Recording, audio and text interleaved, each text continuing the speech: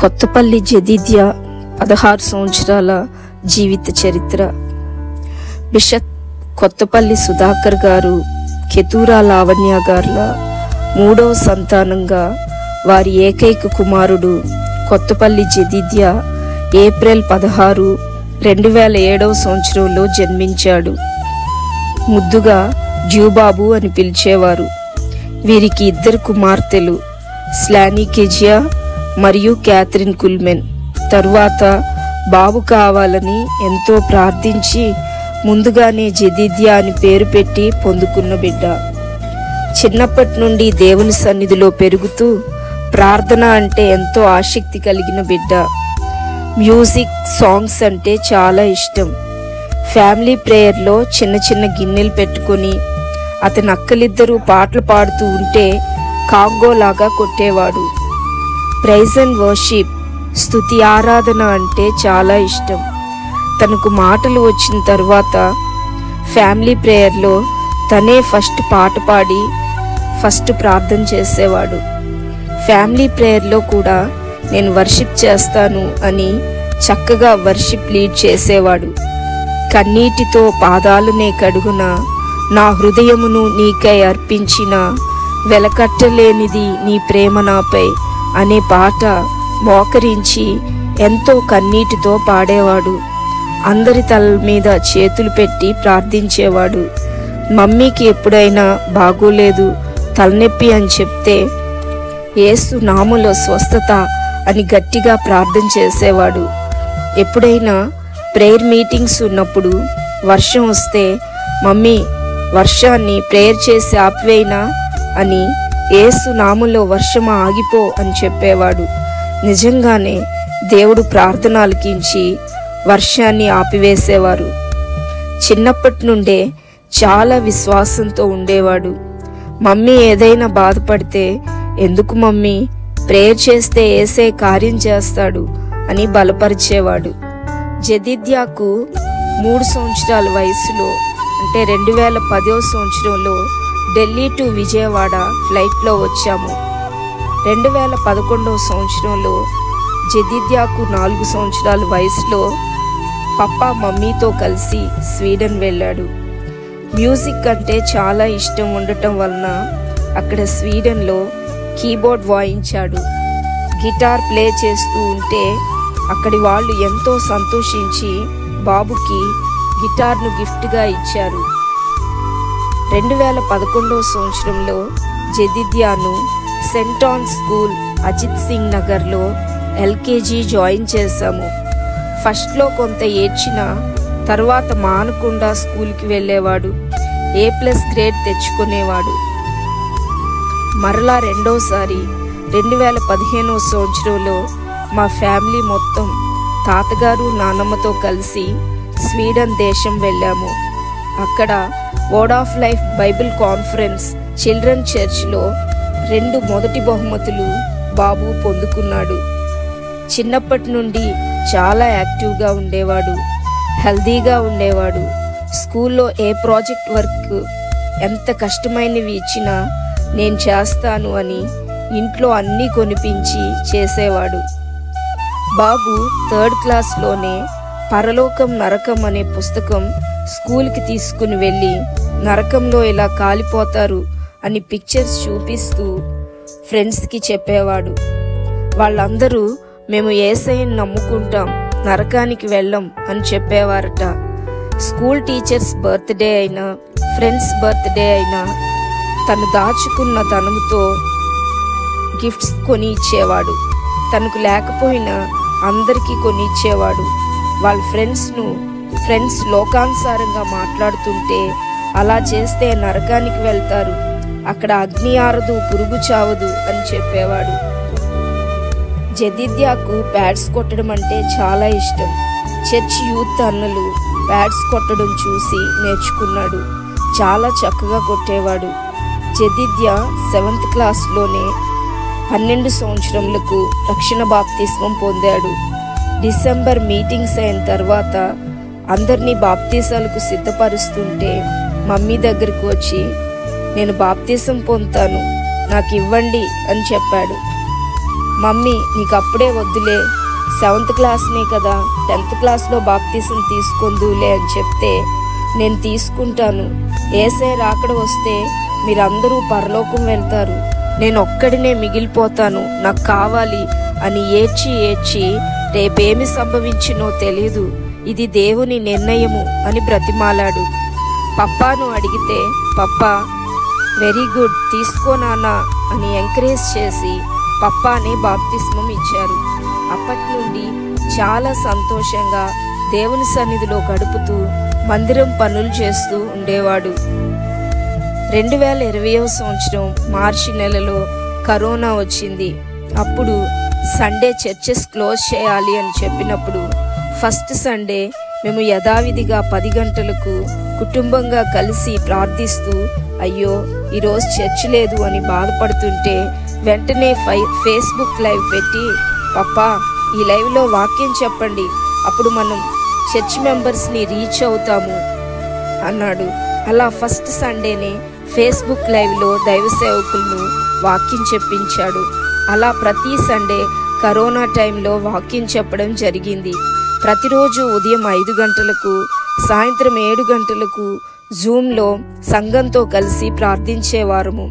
మధ్యాహ్నం కుటుంబంగా మేమంతా కలిసి ఇలా రోజుకు 3 సార్లు ప్రార్థించేవారము. ఆ కరోనా టైంలో జెదిద్యా నిన్ను పోలిన వారెవరు, మేలు చేయు దేవుడువు అనే పాటను వాళ్ళ అక్కలిద్దరితో కలిసి పాడాడు. ఆనందం నీలోనే ఆధారం నీవేగా అనే పాట తను ఒక్కడే పాడి యూట్యూబ్లో పెట్టడం జరిగింది. 8th క్లాస్లో దైవ సేవకులు 40 రోజులు ఉపవాస ప్రార్థనలు పెట్టినప్పుడు బాబు జెదిద్యా కూడా 40 రోజులు ఉపవాసం ఉండి ప్రార్థనలో గడిపాడు. హాలిడే వస్తే మమ్మీ ఈరోజు నేను ఉపవాసం ఉంటాను అని చెప్పేవాడు. కరోనా టైంలో ప్రతిరోజు ప్రకటన గ్రంథం చదివి ధ్యానించేవారము. పరలోకం గురించి చాలా ఇంట్రెస్ట్గా విని మరలా చెప్పేవాడు. 2021వ సంవత్సరం కరోనా సెకండ్ వేవ్లో దైవ సేవకులకు ఏప్రిల్ 25వ తారీఖున కరోనా రావడం జరిగింది.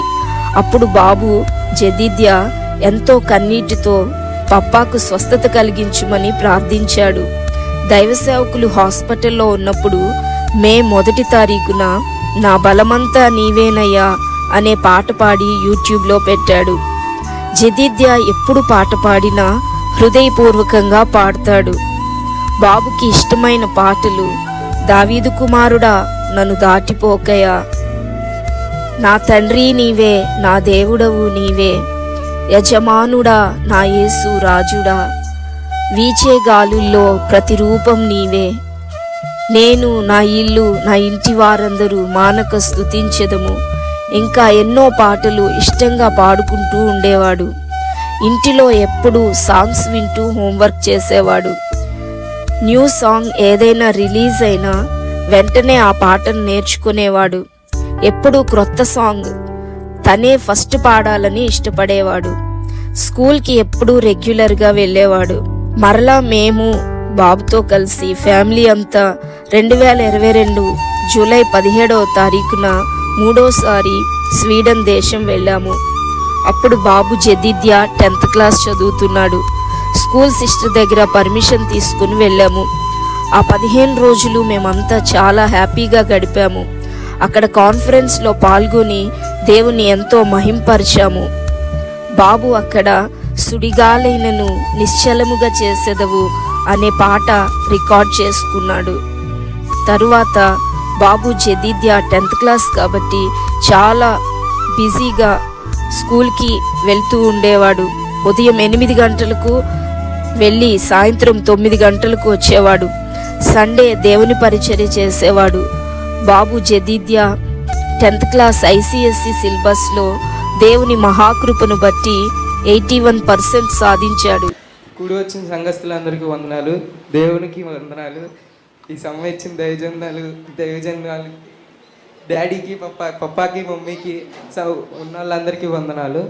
దేవుడు నాకు నా లైఫ్లో ఒక గొప్ప కార్యం స్టార్ట్ చేశాడంటే 10th నాకు 81% దేవుడు ఇచ్చాడు.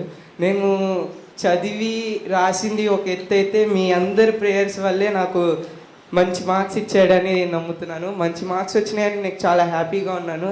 స్పెషల్ థ్యాంక్స్ అమ్మ తాతగారు, పప్ప మమ్మీ, పెద్దనాయనమ్మ, తాతగారు, మావయ్య వీళ్ళందరికీ, నా కొరకు ప్రార్థన చేసిన మీ అందరికీ నా వందనాలు. ఈ మార్క్స్ బట్ నాకేదో గొప్ప, నాకు అసలు ఏమొద్దండి, దేవునికే ఘనత మొత్తం. ఈ క్రెడిట్స్ అన్ని దేవుడికే చెందాలని చిన్న సాక్ష్యం దేవుడు తీర్చాను కాక. This is my son Zedidya. We both be together here, so we are going to have good rides and we will enjoy here. This thing and another also you can see this one.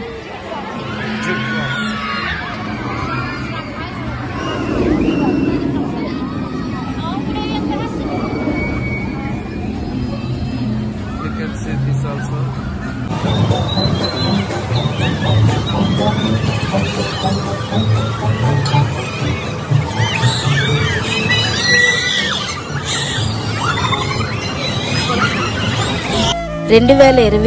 మార్చి నెలలో రాజరాజేశ్వరిపేటలో మందిరాన్ని కట్టడం ప్రారంభించాము. బాబు జెదిద్యా మే నెలలో ఎంతో కష్టపడి రోజంతా అక్కడనే ఉండి పనులన్నీ చూసుకునేవాడు. మందిర పనులన్నిటినీ చాలా బాధ్యతగా చూసుకున్నాడు. సంఘ యవనస్తులతో కలిసి, పప్పా మీరు వెళ్ళిపోండి, ఎండలో ఇక్కడ వద్దు, నేను చూసుకుంటాను అని ఎంతో బాధ్యతగా ఉండేవాడు. 2023 జూన్ 7వ తారీఖున రాజరాజేశ్వరిపేటలో చర్చ్ ఓపెనింగ్ జరిగింది. ఆ రోజు కూడా ఉదయం 4 గంటలకే అందరికంటే ముందుగా లేచి, పప్పా త్వరగా లేగండి, అన్నీ అరేంజ్ చేయాలి అని ఆ రోజంతా చాలా హ్యాపీగా బాధ్యతగా పనిచేశాడు. జూన్ 10వ తారీఖున భవిష్య కాలేజ్లో ఎంపీసీ జేఈ మెయిన్స్ గ్రూప్లో జాయిన్ చేశాము. ముందుగా ఏప్రిల్లో బ్రిడ్జ్ కోర్స్కి పంపించి అదే కాలేజ్లో జాయిన్ చేశాము. ఉదయం 7 గంటలకు వెళ్ళి సాయంత్రం 6 గంటలకు వచ్చేవాడు. రెగ్యులర్గా కాలేజ్కి వెళ్ళేవాడు. కాలేజ్కి వెళ్ళేటప్పుడు మమ్మీతో ప్రేయర్ చేయించుకొని మరలా క్రింద నాన్నమ్మతో ప్రేయర్ చేయించుకొని వెళ్ళేవాడు. ఎక్కువగా దేవుని మీద ఆధారపడేవాడు. బాబు జెదిద్యా 10th క్లాస్ ఎగ్జామ్స్ 2023 ఫిబ్రవరి 27వ తారీఖున ప్రారంభమైనవి. ఆ రోజు నుండి బాబు ఎగ్జామ్స్ కోసం, ఇంకా సంఘములో 10th class, intermediate, degree exams కోసం ఉపవాస ప్రార్థనలు ప్రారంభించాము. 40 రోజులకు ముగించాల్సిన ఈ ప్రార్థనలు, కానీ దైవ సేవకులు ఈ ప్రార్థనలు ఆపవద్దు, దేవుడు ఎంతవరకు కొనసాగిస్తే అంతవరకు చేస్తూనే ఉందాము అని చెప్పారు. రోజు సాయంత్రం 7 గంటలకు నుండి 9 గంటల వరకు ప్రార్థనలు జరుగుతున్నాయి. ఈ ప్రార్థన వలన అద్భుతంగా ఆర్ఆర్పేట మందిరం కట్టడం ప్రారంభించబడింది. ఇలా మార్చ్, ఏప్రిల్, మే, జూన్, జూలై 15వ తారీఖు వరకు మొత్తం 139 రోజులు ఆగకుండా చర్చిలో ప్రేయర్స్ జరుగుతూనే ఉన్నాయి. మమ్మీ 30 రోజుల నుండి ఉపవాసం ఉండి ప్రార్థిస్తున్నారు.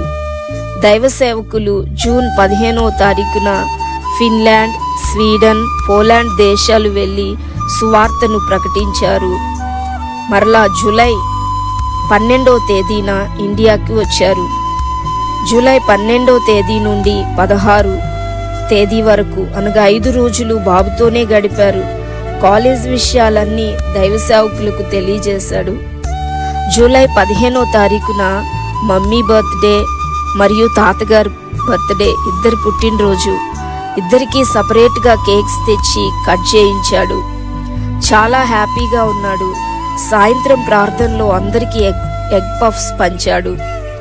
సండే, ఆదివారం ఉదయం జూలై 16వ తారీఖున పప్పా, మమ్మీ ఇద్దరు బ్రాంచ్ చర్చెస్కి వెళ్ళారు. ఆ రోజు బాబు ఉదయం 7 గంటలకే లేచి స్నానం చేసి గుండె నిండా యేసు ఉంటే కన్నీళ్లే ముత్యాలు అనే పాట పెట్టుకుని పాడుకున్నాడు. చర్చికి వెళ్లేంత వరకు పాటలు పాడుకున్నాడు. బాబు ఎప్పుడు సండే ఎంతో బాధ్యతగా చర్చిలో అన్నీ అరేంజ్ చేసుకుంటాడు.